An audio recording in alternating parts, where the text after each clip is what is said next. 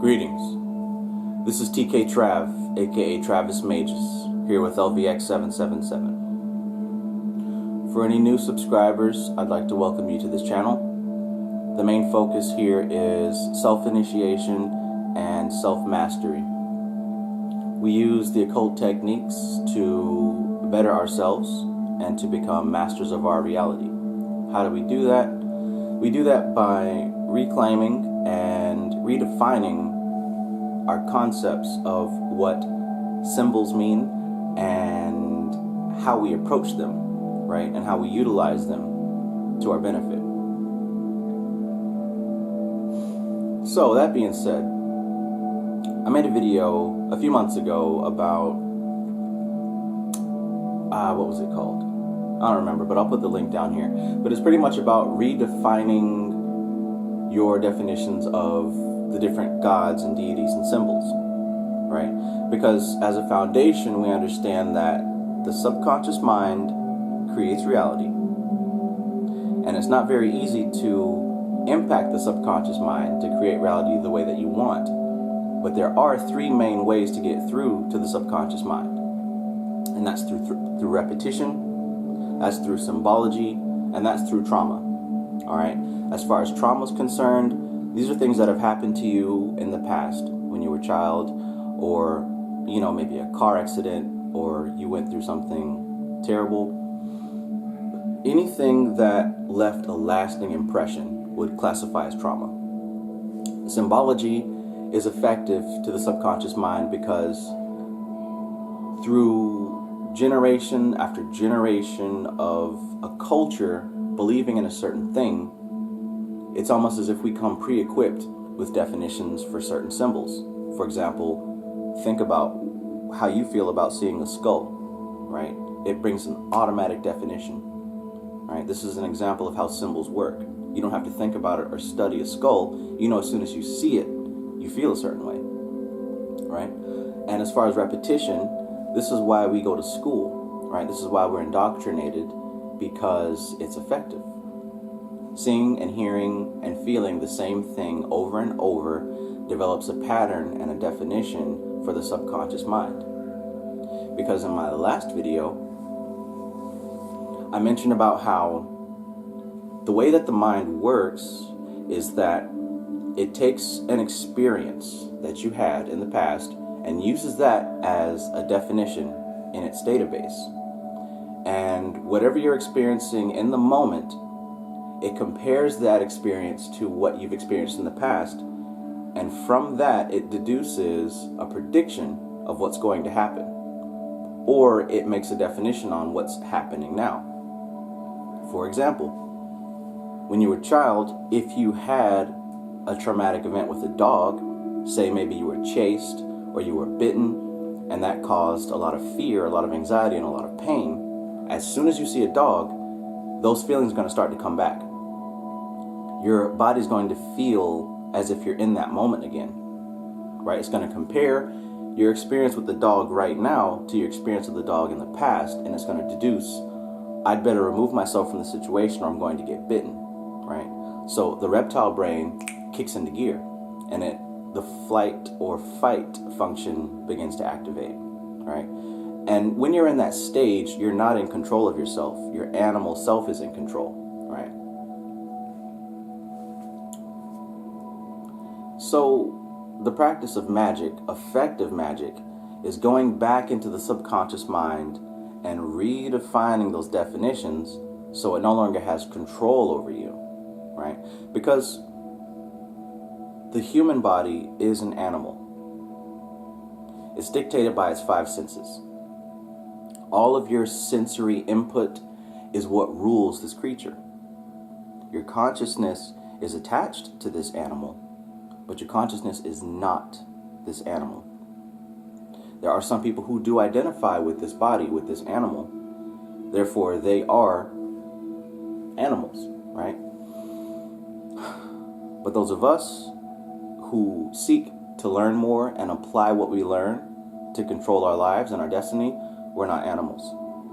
We are spiritual beings who are having a human experience, right? It can't really get any simpler than that. But when the human body is undergoing those feelings, thanks, Mac. When the human body is undergoing those feelings of fear and anxiety and stress, whether it's a memory or you're going through that experience now, your body can't tell the difference, right? So if you just see the dog walking down the street without a leash, your body goes back to that moment when you were a child and you got bitten or you got chased.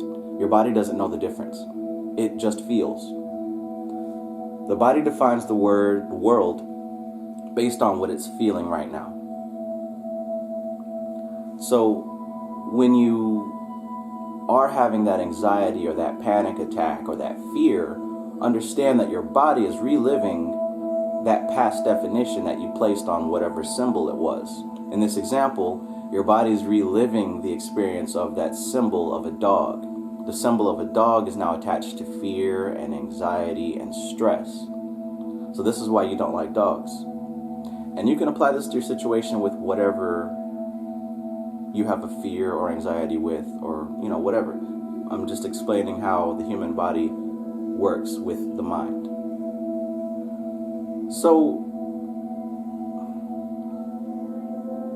dealing with magic and redefining your reality, belief is extremely important. Because this person with the fear phobia of dogs believes that dogs are bad because of the feeling that dogs give to its body. This person's body is in control. But a person who is associated with the spirit understands that in order to avoid this fear-based control, you've got to go back into your software, into the operating system, and you've got to replace that programming. All right, and this is where meditation comes into play, because this is where you can sit still and you can detach and separate from that fear, anxiety, and pain. You can observe it, right, from a neutral standpoint. Because when you're in the moment with the dog, remember I said your body is reliving that experience. But if you go into meditation, right, separate from that experience, you can separate from your body, separate from the feelings that arise. And you could observe that moment in your imagination. This is where you can begin to reprogram the subconscious mind.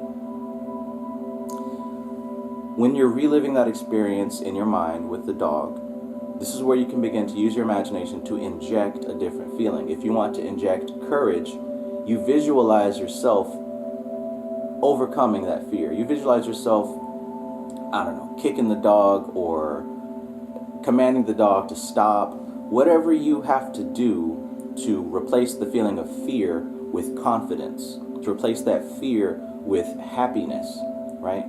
You go back into your mind during meditation, you visualize the experience, and you change what happened. You replace what happened. And you do this repetitively, right? You do this on a regular basis. You don't just do it once. You do it several times. And what you'll begin to see is you'll begin to overcome that fear or that addiction or that trauma. Overcoming that fear now gives you power. That weakness is now gone. And of course, it doesn't happen overnight. Nothing happens overnight. But if you begin to practice this regularly, you can logically see how this is going to improve your experience here on this planet. You can use this technique with anything. You can even use it to enhance your thought process. Say you're not as effective as you'd like to be. Say you're not as productive as you'd like to be. You can find whatever behavior you don't like, go into meditation, and change this behavior through the same process by replacing whatever actions you're taking through visualization.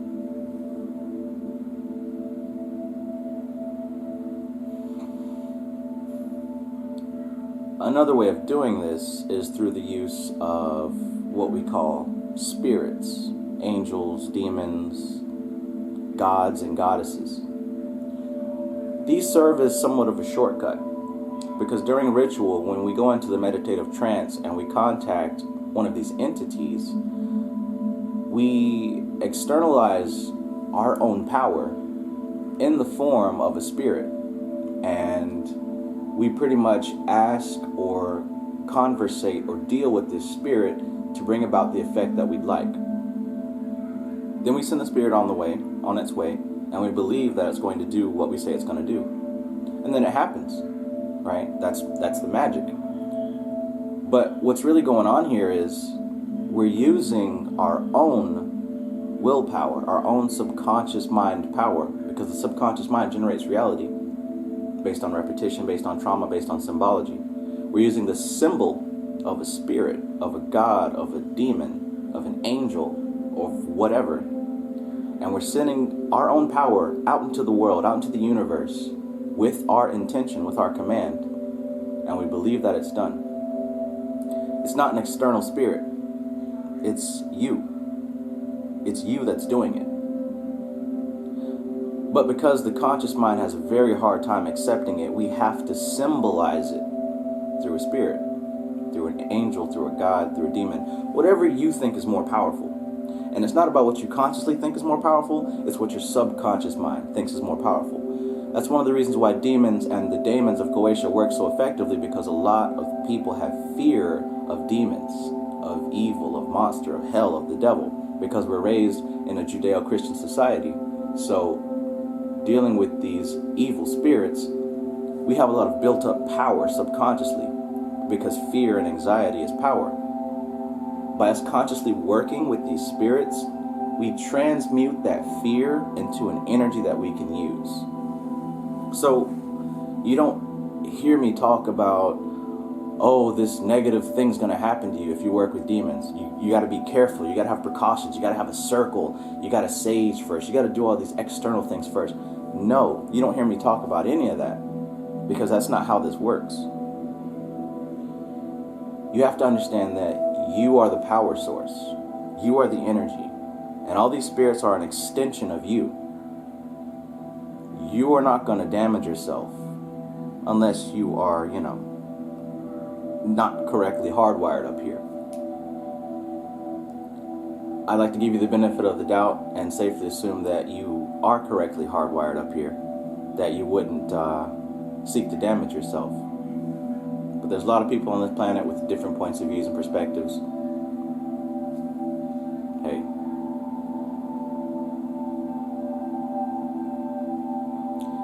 It's all very simple to me. And I guess that's because I've been working with this for so long, I guess 20 years will do that to you. But I believe that it can be very simple for you as well.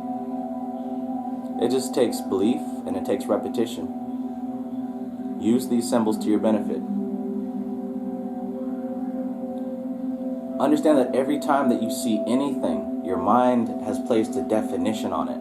And this is in essence what makes the world an illusion, because everything we see, we believe it's something different than what it actually is. Nothing has a definition. Everything is vibration, everything is frequency. Everything, colors, sounds, textures, they're all different rates of vibration. But in order for our mind to stay sane, we have to categorize everything as hard, as soft, as pleasant, as unpleasant. We have to categorize them in order to walk through this world. But the downside of that is we're living in a false reality, because what we think we see is not what we actually see. With that being said, no definition is concrete. Nothing is true, everything is permitted. That's what that quote means. So, instead of believing that your power is external, what I would really like for you to consider is to believe that your power is internal and it's projecting outward. So, in order to really grab hold of your power and use it, you have to take symbols and you have to redefine them for your benefit. You do this through repetition, through the use of those symbols, and through trauma. Mainly through repetition, though. You can redefine the meaning of a skull, of the Buddha, of fire, of air. You can redefine the definition of these things for your benefit. Now, there's got to be somewhat of a balance here, because this is the purpose of study. Study lets you understand the correspondence of different symbols. Air already has a definition. Fire has a definition. Water and earth, the 4 elements. These already have a definition. And these definitions are deeply ingrained into our subconscious minds through the DNA. Because our ancestors, for hundreds of years, for thousands of generations, thousands of years, have already placed definitions on these things. So all the genetic material that's passed down to us through the lineage of being children already comes equipped with some of these definitions. But as far as definitions that we've acquired in this lifetime, these are the ones that I suggest analyzing and redefining if necessary. This gives you ultimate power over your reality. Again, nothing happens overnight, but as you begin to grab hold and grab control of what you believe is real, you begin to firmly sit in the driver's seat and steer your life in the direction that you want. If you're having fear, negativity, anxiety, depression, and all these negative things, if you don't like it, you must change it. It takes work. You've got to sit down and you've got to figure out, even if you have to write it down, what causes these feelings in you. When you figure out what causes these feelings, what triggers these feelings, what triggers your depression, what triggers your sadness, what you think triggers your laziness, you have to go back, isolate that event, and redefine it. Either remove it or replace it. But you've got to do something about it. It's not enough just to think happy thoughts, right? Mantras work, right, because of repetition. You can tell yourself, I am happy. I am useful. I have a purpose. I am great. You can tell yourself these things, and it does work, but you've got to keep it up. You've got to repetitively say this to yourself every day. At the same time, you've got to do the visualization work of going back into that traumatic experience that you had and fix it, redefine it, replace it, delete it. Do what you have to do. And then you have to, in the physical world, behave as though it is real. Behave as though it has already happened, right? If you're telling yourself that you are useful, behave as if you are useful, right? Now, before you ask how, you have to figure that out. If someone in the past told you repetitively that you are worthless, you're nothing, you're never going to be anything, go back into your mind as an adult and tell your child self, yes, you are worthy, yes, you are useful, yes, you have a place here, yes, you're talented, yes, you're beautiful, etc., etc. Tell yourself these things and mean it, right? That's the mental realm. In the spiritual realm, you have to repetitively say these things to yourself in the current state. Yes, I'm useful. Yes, I'm beautiful. Yes, I'm successful. Yes, I'm brilliant. Yes, I have a great memory. Yes, I can finish this book. Then in the physical realm, you have to perform these actions. You have to act as though these things are true. That's the formula. That's the formula. That is the formula. You don't need fancy candles and incense and robes and books. That's the formula. It all comes out of your mind. You don't need anything external. It all comes out of the mind. The subconscious mind is the generator of reality. I'm going to tell you this every single video because you need to know this. If you're having these problems, I believe that you can fix them. If you are intelligent enough to hear what I'm saying and understand what I'm saying, then you're intelligent enough to actually make the first step and take action. Because all this information doesn't mean anything unless you take action and apply it to your life right now.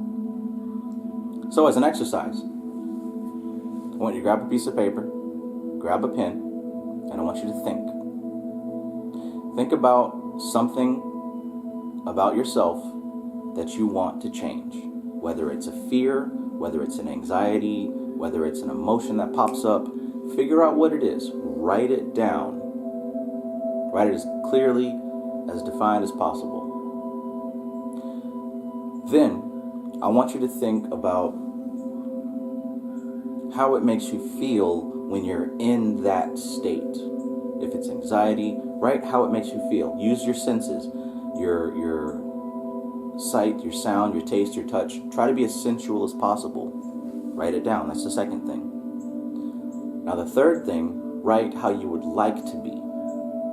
Okay, write down where you would rather be, right? A replacement for that past thing. Number 4, write down sensual descriptive terms of what it would be like when you're in that zone, right? How you're going to feel, how you're going to see things, etc. Then I want you to write down what first action you can take right now to take yourself to that space. Okay, once you write that down, the final step I want you to do is to actually go out and do it. It's that simple.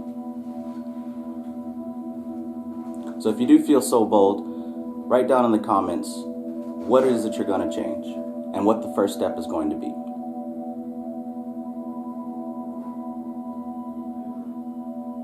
So, I believe that's enough for this video. If you do use Facebook, join the Magus Society. It's easy to search at the Magus Society. The link is also in the bio. And if you use Instagram, follow me at LVX777. So, as always, this is TK Trav, aka Travis Magus. I love you guys. Peace.